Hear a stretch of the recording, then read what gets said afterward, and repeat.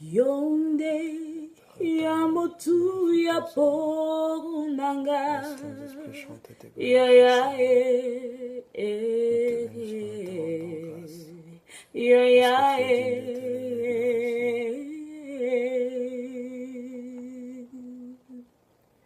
Yonde yamotu ya ponanga ya ya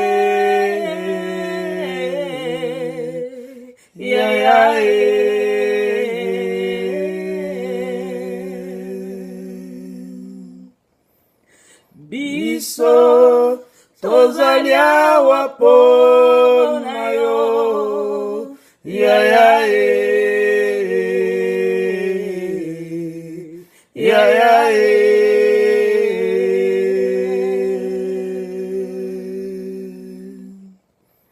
Biso tozalia wapona yo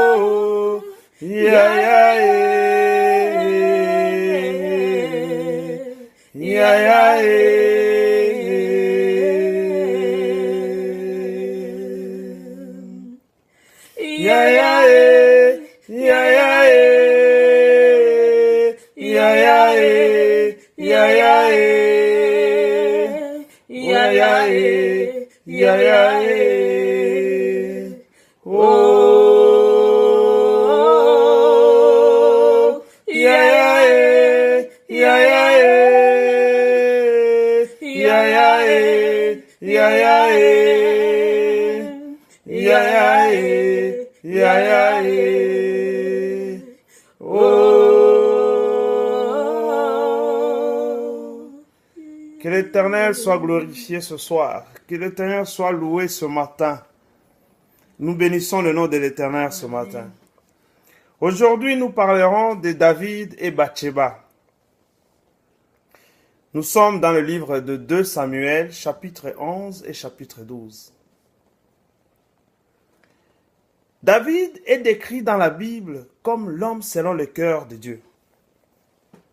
C'est-à-dire une personne en qui Dieu prend plaisir.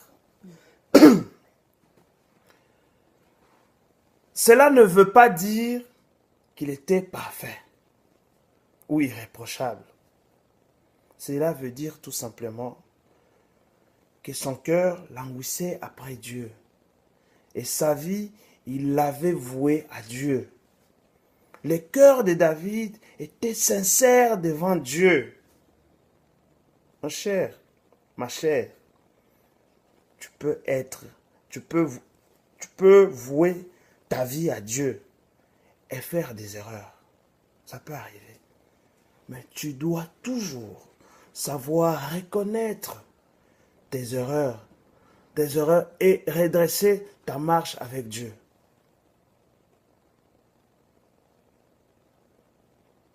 David aperçut Bathsheba, qui était une femme mariée. Il la convoita, il l'engrossa. Tout comme David, nous avons quelque part une Bathsheba, une personne, une chose, une situation qui nous donne de nous inscrire dans la désobéissance. Cette faiblesse que nous avons du mal à dominer, qui nous pousse à collaborer avec le malin. Nous en avons tous quelque part. David a fait preuve de malice en voulant cacher qu'il était l'auteur de la grossesse. Il a essayé de faire porter la responsabilité de la grossesse au mari, en le forçant de revenir chez lui et coucher avec sa femme. Lorsque la ruse de David a échoué, il a fait tuer le mari, le pauvre cocu. Il l'a fait tuer. Mon frère, ma soeur, quelle est cette personne qui te fait utiliser la ruse, la malice pour mentir à ton partenaire? Quel est cet homme ou cette femme tapis dans l'ombre qui te pousse à inventer des réunions au travail qui n'ont jamais eu lieu? Quelle est cette situation qui te pousse à envier, à convoiter?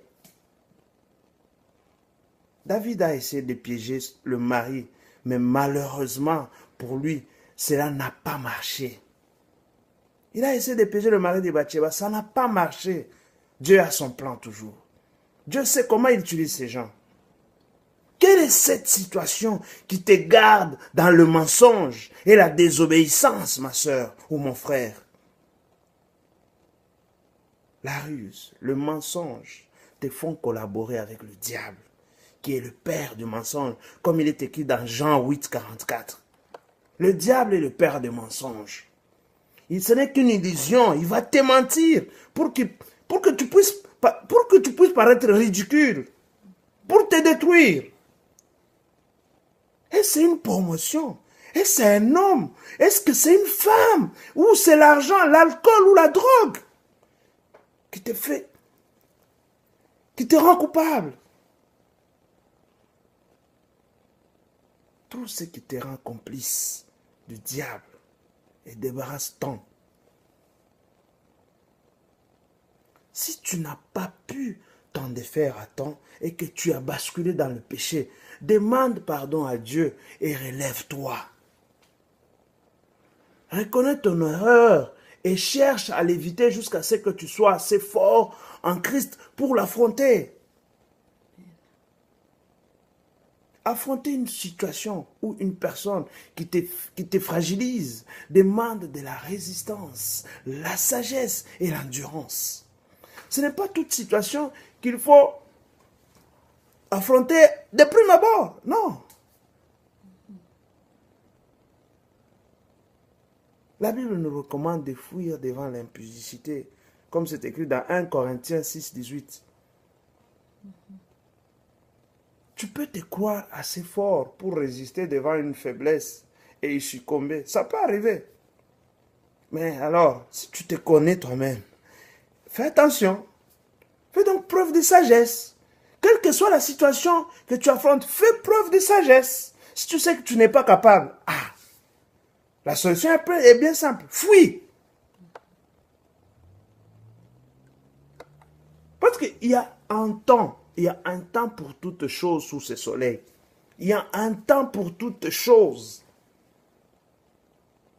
Lisons bien dans 1 Roi 19, 1 à 8. Nous voyons très bien Élie avait fui devant Jézabel. Non parce qu'il n'avait pas assez de force pour lui résister. Mais tout simplement parce que ce n'était ni le plan de Dieu, ni le moment. Jésus-Christ, qui est notre Seigneur, avait fui. Il a quitté une ville pour éviter d'être lapidé. Lisez bien dans Jean 10, 31 à 39. Ce n'était pas parce que Jésus n'avait pas le moyen de faire disparaître ces personnes, ou il avait peur de mourir. Non, Jésus n'avait pas peur de la mort, car Jésus avait pour objectif final de passer par la mort. Il n'avait pas peur de la mort. Nous devons faire preuve de sagesse et de discernement lorsque nous sommes devant une situation qui nous affaiblit. Lorsque nous sommes devant une personne qui nous fait perdre la tête, qui nous tient par les parties sensibles, qui nous amène à renier notre foi ou nos convictions. Il est préférable de fuir, éviter, rester loin de cette personne ou de cette situation ou de cette chose, jusqu'à ce qu'on soit assez fort pour lui résister.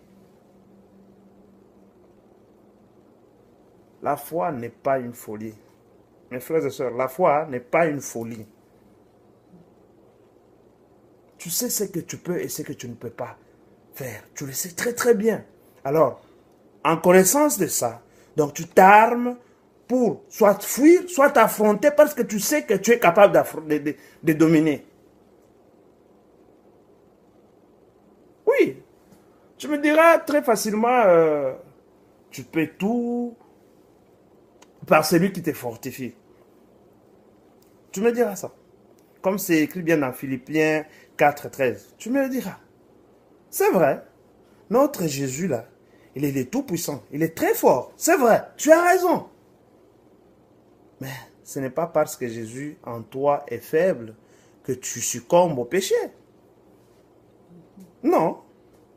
C'est parce que ta chair a encore, avec ta permission bien sûr, un mot à dire sur ta vie.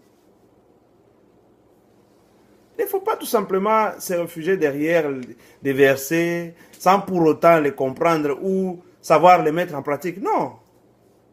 Sois réaliste. Si tu sais que tu n'as pas encore la force pour dominer sur les impulsions de ta chair, cache-toi dans la parole de Dieu jusqu'à ce qu'elle te transforme totalement. Vous savez, toutes ces choses-là, c'est un processus. C'est un processus dont la durée varie selon la personne concernée. Identifie le ou la Bathsheba dans ta vie et neutralise là ou le. Que Dieu vous bénisse.